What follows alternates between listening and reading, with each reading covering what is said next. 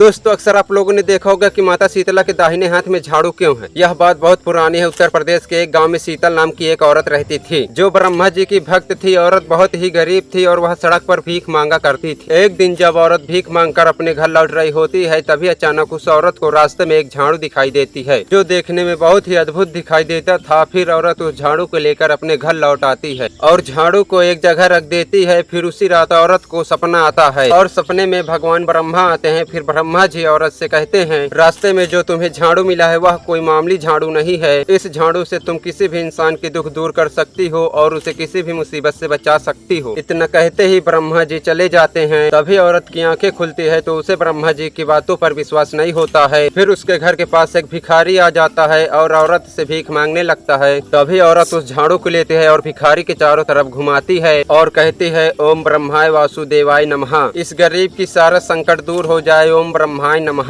तभी देखते ही देखते एक गरीब आदमी अमीर आदमी में बदल जाता है। तभी गांव के सारे लोग आते हैं और अपना अपना कष्ट बताते हैं और ठीक होकर चले जाते हैं। तभी एक दिन किसी कारण औरत की मृत्यु हो जाती है और गांव वाले उस औरत के अंतिम संस्कार कर एक मंदिर बनवाते हैं जिसमें उस औरत की एक मूर्ति बनाई जाती है और दाहिने हाथ में उस झाड़ू को थमा देते हैं। और तभी से गाँव वाले उस औरत का नाम माता शीतला रख देते हैं। दरअसल वह कोई औरत नहीं बल्कि शिव जी की पत्नी पार्वती होती है जो गाँव वालों को संकट में देखकर एक औरत के रूप में आई हुई थी और तभी से इनका दूसरा रूप माता शीतला का कहा जाता है। चैनल को सब्सक्राइब कर कमेंट में हर हर महादेव जरूर लिखें।